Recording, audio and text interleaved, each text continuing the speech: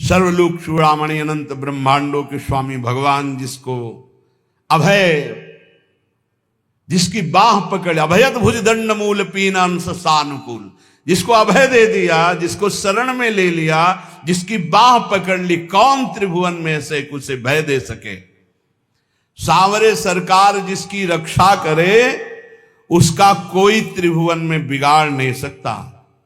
देखिए, अम्बरीश जी को दुर्वासा जी ने नष्ट करना चाहा, क्या हुआ? त्रिभुवन में भागे घूमे, कहीं चैन नहीं मिला दुर्वासा जी को। प्रहलाद जी को हिरण्यकश्यप ने नष्ट करना चाहा, क्या हुआ?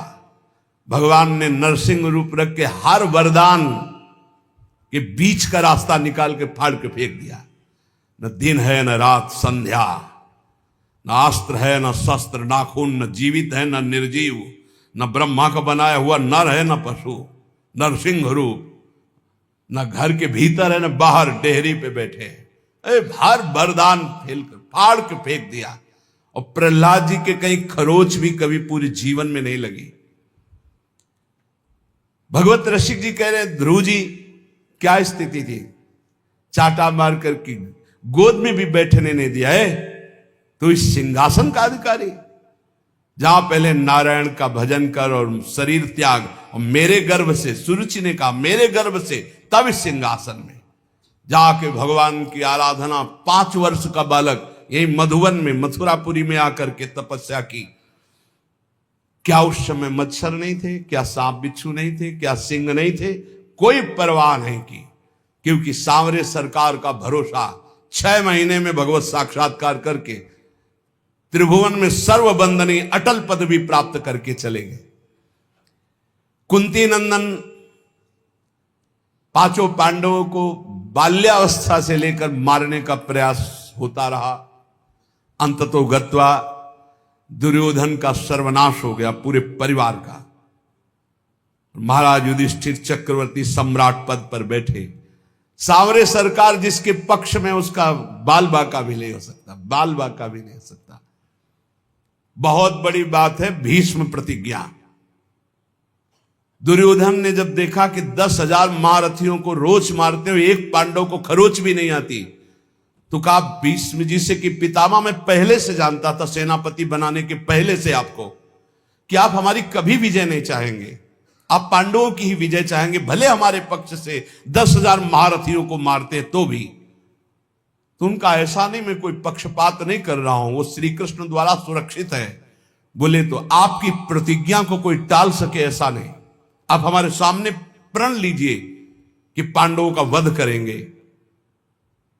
भीष्म जी ने 5 बाण निकाले और कहा, अगर कल जीवित रहा तो 5 पांडवों का वध निश्चित करूंगा। भीष्म प्रतिज्ञा। भीष्म जी अपने वचन के पालन के लिए अपने गुरुदेव परशुराम से युद्ध कर दिए, औरों की तो बात चले दो। अब बड़े आनंद में जय जयकार करता हुआ दुर्योधन निकला भीष्म के शिविर से कि कल पांडव प्रातःकालीन युद्ध क्षेत्र में, भीष्म जी ने प्रतिज्ञा की, मारे जाएंगे। उसको पता था भीष्म जी का बल और उनकी प्रतिज्ञा, पर यह नहीं पता था भीष्म जिस बल से बलवान हो, महाबल श्री कृष्ण है, और श्री कृष्ण पांडवों के पक्ष में। गुप्तचर लगे रहते थे। तत्काल एक गुप्तचर पांडवों के शिविर में गया, जहां भगवान श्री कृष्ण विराजमान थे, पांडव शयन कर रहे थे। भगवान से कहा कि प्रभु, भीष्म जी ने प्रतिज्ञा कर ली है, कल प्रातःकालीन 5 बाण निकालें, 5 पांडव मारे जाएंगे। खड़े हो गए भगवान, क्योंकि भीष्म महाभागवत और महावीर, परम पवित्र वचन वाले, परम पवित्र आचरण वाले, परम पवित्र चिंतन वाले महात्मा हैं। भगवान खड़े हो गए, टहलने लगे, विचार किया कि क्या किया जाए। द्रौपदी के शिविर में गए। द्रौपदी ने कहा, प्रभु। बोले, हाँ हमें भी सूचना मिल चुकी, आपको बताने की जरूरत नहीं, जल्दी तैयारी कर, मुझे दासी के वस्त्र दे, एक बार मैं पांडवों से फिर मिलकर आता हूं। वहां गए, पांडव जगह बैठे थे। तो उन्होंने कहा कि तुम्हें पता चला? बोले, हाँ प्रभु पता चला। तो शांति से कैसे बैठे हो? बोले, आप अशांत हो इसलिए मैं शांत हूं। आप अशांत, जिसकी आप रक्षा करने के लिए अशांत हो चुके हो, चंचल हो चुके हो, अब मुझे क्या परवाह है। अरे बोले तुम तो बातें बनाते हो। भगवान ने दासी वस्त्र धारण किए, द्रौपदी के दासी के वस्त्र धारण, नटवर नागर है लीला बिहारी। और द्रौपदी से कहा आगे आगे चलो, मैं पीछे पीछे चल रही हूं तुम्हारे। पूरी घाघरा और सब से पहरे। जो इस शिविर के प्रथम द्वार पर गए तो उनका पादुका उतारो, जो दासी का कर्तव्य है, और अपने पीतांबर में अंदर पादुका ली और दरवाजे पे खड़े हुए बोले जाओ, इतना घूंघट रखना, इस समय मैं देख रहा हूं मेरे ध्यान में है, जाके प्रणाम करना, फिर जो होगा आगे का खेल हम संभालते हैं। वो गए, पितामह के चरणों में प्रणाम किया, घूंघट। तो सोचा अभी दुर्योधन गया प्रण करवा के, उसी की बधू आई होगी, तो उनका सौभाग्यवती भव। तो द्रौपदी जी ने घूंघट हटाया और कहा ये सत्य माने जो अभी आपने कहा सौभाग्यवती भव, या थोड़ी देर पहले आपने 5 बाण निकाले हमारे पतियों की वध करने के लिए, हत्या करने के लिए, वो माने। भीष्म जी का माला छूट गया, संध्या के समय भजन कर रहे थे। बोले ऐसा तो फंसाने वाला केवल वही है, दूसरा तो फंसा ही नहीं सकता। अभी अभी थोड़ी देर में ही इतना बड़ा फंसाव कर देना, कहां है वो? कुछ नहीं बोली द्रौपदी जी। खड़े हुए भीष्म जी, दृष्टि डाली तो दरवाजे पे दासी वेश में जगत गुरु सांवरे सरकार खड़े। नजदीक गए, पकड़ा ऐसे, बोले ऐसे तुम हमारे प्रण को तोड़ना चाहते हो? तो देखा जूतियां द्रौपदी की गिर पड़ी। भीष्म जी के आंसू आ गए। कहा शिव विरंच जिसके चरण रखने की चौकी को नमस्कार करते हैं, वो अपने भक्त की पादुका लिए खड़े हैं। प्रभु जब आप इनके सुहाग की रक्षा का, तो काल की भी ताकत नहीं। द्रौपदी से कहा बेटी वास्तविक तो सौभाग्यवती है जिसके रक्षक श्री कृष्ण। फिर भाव बदला और कहा हे कृष्ण, यदि आपने मेरा प्रण तोड़ा तो कल युद्ध में आपका प्रण न तोड़ दूं तो गंगा पुत्र शांतन नंदन भीष्म नहीं कहा। जो भगवान बोले कि अपने भक्त के लिए एक प्रण की क्या बात, सैकड़ों बार झूठा कहा हूं तो भी मुझे कोई फर्क नहीं पड़ता। सच्चिदानंद भगवान कह रहे हैं अपने भक्त के लिए मुझे 100 बार यदि झूठा कहलाना पड़े तो मैं 100 बार झूठा कहला, एक प्रण तोड़ने की बात क्या है। जाको राखो सांवरो ताहि न नाखे कोई, जिसकी रक्षा सांवरे सरकार करते हैं उसका कौन बाल बाका कर सकता है। बोले कुंती नंदन जोए विभीषण गजपति ऐसे, ऐसी अमोघ शक्ति रावण ने विभीषण को चलाई थी। ये भ्रातृद्रोही, हमारी पूरी लंका का नाश करने वाला राजद्रोही, मैं तुझे मृत्यु दंड देता हूं, अब काल भी नहीं बचा सकता। और मंत्र का शक्ति संचार करके जे ही भाले का प्रहार किया तो तुरंत विभीषण पाछे मेला, सन्मुख राम सहयो सोई सेला। भगवान ने उसको अपनी ताकत से नष्ट नहीं किया, तुरंत विभीषण पाछे मेला, सन्मुख राम सहयो सोई सेला। उस महान शक्ति संपन्न सेला को, बर्छी को भगवान ने अपनी सीधे छाती पे सही, विभीषण को पीछे कर लिया और वो शक्ति अंतर ध्यान हो गई। भगवान की कहीं सच्चिदानंद अंग में पीड़ा थोड़ी पहुंचा सकती है। कह रहे कुंती नंदन जो विभीषण गजपति जैसे। थक गया गजेंद्र जब देखा कि अब की झटके में ग्राह ले ही जाएगा, पुकारा हरि। भगवान गरुड़ जी को छोड़कर नंगे पैर दौड़े और सुदर्शन चक्र जी से ग्राह को परम पद और गजेंद्र को बाहर किया। जाको राखो सांवरो ताहि न नाखे कोई। विश्वास रखना चाहिए, हम भगवान की शरणागत हैं, हमारा कोई बाल बांका नहीं कर सकता। और जाको आदर हरि करे तासु अनादर कौन, जवासु अनादर हरि करे ताको आदर कौन। भगवत ऋषि जी कह रहे हैं जिसका आदर भगवान श्याम सुंदर करें उसका आदर कौन नहीं करेगा त्रिभुवन में, सबको करना होगा। और जिसका अनादर प्रभु कर दे फिर उसका कोई आदर कर सके ऐसा नहीं है। भगवान किसी का अनादर नहीं करते हैं। पर जो भगवान की आज्ञा का उल्लंघन करता है, धर्म विरुद्ध आचरण करता है, पापाचरण करता है, फिर भगवान उसका अनादर कर देते हैं। जाको आदर हरि करे तासु अनादर कौन। जब सुपच वाल्मीकि की पूजा कराई तो राजसूय यज्ञ में बड़े बड़े महात्मा ब्रह्म ऋषि भगवान शंकर सब आए हुए थे। सब आश्चर्यचकित हो गए कि यज्ञ की पूर्णता ऐसे अकिंचन, ऐसे दैन्य महापुरुष के द्वारा पूर्ण कराई भगवान ने। राजसूय यज्ञ में जय जयकार मच गई, सबसे बड़ी पूजा हुई सुपच वाल्मीकि की। जाको आदर हरि करे तासो अनादर कौन, और जासु अनादर हरि करें ताको आदर कौन। जिसको हरि अनादर कर दे, तू मेरी आज्ञा का उल्लंघन करके मनमानी पापाचरण कर रहा है, तो कह रहे फिर वो कभी आदर का पात्र नहीं बन सकता जिसका भगवान अनादर। तभी लोग कहते भगवान से डरो। लेकिन आज इतना ज्ञान छाया हुआ है और सर्वनाश का खेल हो रहा है, सर्वनाश का खेल हो रहा है। कैसे कैसे दृश्य उपस्थित हैं। आप लोग तो संसार में सीख लो ना, इस संसार से। ये शिक्षा देता है, ये संसार शिक्षा देता है।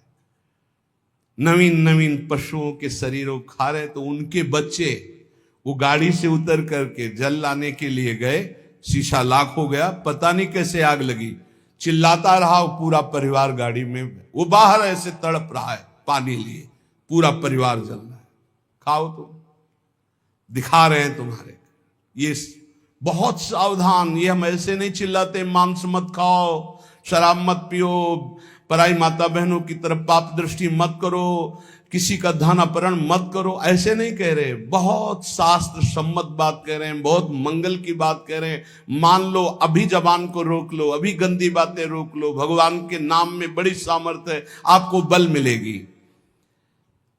ताको आदर कौन इंद्र अद्यापि जो देखो, गोवर्धन गिरिराज भयो सब पूज्य विषेखो। देखो भगवान ने जब इंद्र को ऐसे करके गिरिराज जी का आज तक गिरिराज जी की जय जयकार हो रही। क्या बिगाड़ लिया इंद्र ने ब्रजवासियों का। भगवत रसिक अनन्य पान गहिलीनो ताको। बस ये कुछ ऐसे शब्द हैं जो हृदय में एकदम, भगवत रसिक अनन्य पान गहलीनो ताको। भगवान ने जिसका हाथ पकड़ लिया, सुरजन सब अनुकूल करे दुर्जन कहा जाको। समस्त दैवी शक्तियां उसके अनुकूल हो जाती। ये दुर्जन लोग, दुष्ट लोग कुछ उसका बिगाड़ नहीं सकते, जिसको भगवान सांवले सरकार अपने पक्ष में कर ले। इसलिए उपासक को धाम की कृपा से, रसिकों के संग से जो आराध्य देव की प्रियता प्राप्त होती है, निर्भय हो जाए। किम करोम्यहम मुन्मत्तो यत् किंचित प्रलपाम्लयल ज्ञान भक्ति विरक्त्यादि व्यर्थम वृंदावनम बिना। क्या करूं, ये लोग पागल हो रहे, समझ ही नहीं पा रहे हैं। कैसे बस रुपया आवे, रुपया से भोग सामग्री, बस कैसे रुपया आवे, कैसे भोग लूं।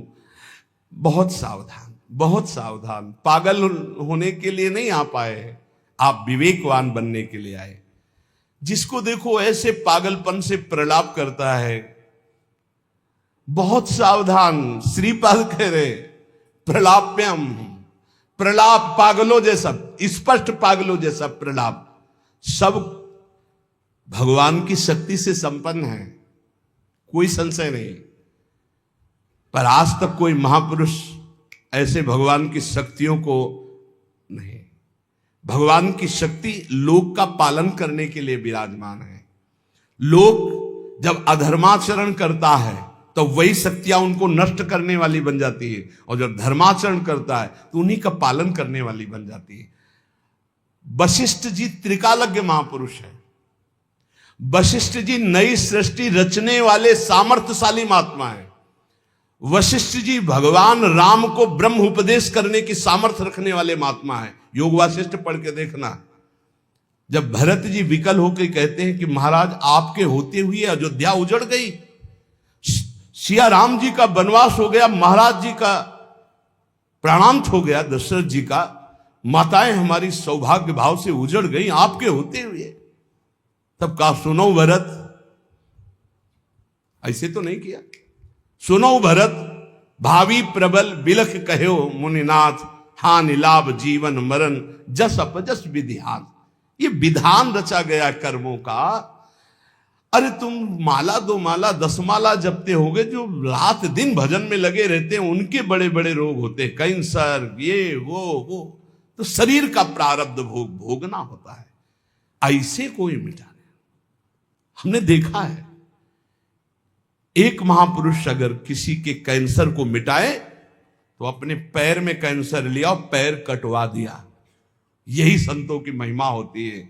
पर हित लाग तजय जो देही, संतत संत प्रशंसते ही। हमने देखा है, ये हम कोई कहीं सुनी बातें नहीं कहते। जब तक हमारा भागवतिक दिमाग पास नहीं कर देता तब तक हम किसी का चमत्कार नहीं मानते। बहुत बार उन्होंने प्रार्थना की, गरीब आदमी है, ऐसा ऐसा। सुबह हमने सुनाया है, कुल्ला कर रहे थे ऐसे, चल रोज परेशान करता है, खत्म कैंसर। लेकिन उसी कैंसर को जादू से खत्म नहीं किया, अपने टांग पे लिया, अपने चरण पे लिया और फिर यहां से पूरा पैर कटवाया और व्हील चेयर पर चलते रहे, फिर शरीर को पूरा किया। ये महात्माओं का हृदय। पर हित लाग तजय जो देही, संतत संत प्रशंसते। ऐसा वाला नहीं, अपने ऊपर ये सिस्टम है शास्त्री। जैसे भाई जी ने पूज्य राधा बाबा का प्रारब्ध लिया, ऐसे हैं कि अपने करुणा में भरकर दूसरों का प्रारब्ध भोग ले लिया और भोग रहे, मिटा नहीं रहे। उनका मिटा दिया पर स्वयं भोग रहे। कहीं ऐसा नहीं पाया गया है कि कोई अपने तप से दूसरों के ऐसे सब प्रारब्ध का, ऐसा नहीं है। गंगा जी भी दूसरे के पापों का नाश करते हैं। तो पहले ही भागीरथी से, गंगा जी जो भगीरथ से प्रश्न किया कि मैं जब भूतल पर जाऊंगी तो पापी लोग मेरे ऊपर पाप छोड़ेंगे तो मेरे पाप कैसे नष्ट होंगे। तब उन्होंने कहा जो साधु शांत समचित्त भगवत चिंतन परायण, वो जब आपका स्पर्श करेंगे तो आप निष्पाप हो जाएंगे। सर्व जगह बात आती भगवत चिंतन, नाम जब, भगवत आराधना। भाई ये जीवन भगवान के लिए है, इसलिए ये चिंता मत करो अब मुझे क्या करना चाहिए आनंद के लेने के लिए। आनंद लेने के लिए सांसारिक कर्तव्य धर्म पूर्वक करो और नाम जप करो। ये पागलों वाली बातें छोड़ो। ना तुम किसी और कार्य से अपने प्रारब्ध मिटा सकते हो और ना कोई मिटा सकता है। प्रारब्ध एक बहुत बड़ा दैवी बल है, जो तुम्हारे पूर्व किए हुए कर्म है उनको भोगना पड़ेगा। और जब प्रारब्ध मिटाने वाला भजन होता है तो इतना ज्ञान हो जाता है कि प्रारब्ध मिटाने की इच्छा नहीं रहती। और जब तक उस कोट का भजन नहीं होता तब तक प्रारब्ध मिटता नहीं। ये भी बात ध्यान रखो। इसलिए प्रारब्ध को भोग लो, नाम जप करते हैं। पागलों वाले नहीं कि दौड़े घूम रहे हैं हमारा कोई प्रारब्ध मिटा। शरीर में रोग आया, अस्पताल बने जाओ, कुछ रुपया खर्चा करो, कुछ कष्ट सहो, दवा खाओ, प्रारब्ध प्राश्चित में बदल जाएगा, प्राश्चित हो जाएगा, वो नष्ट होगा धीरे धीरे। या शरीर लेने आया है तो राधा राधा राधा, हजारों शरीर छोड़े, कोई नई बात है क्या कि शरीर छोड़ेंगे। राधा राधा राधा राधा, प्रभु को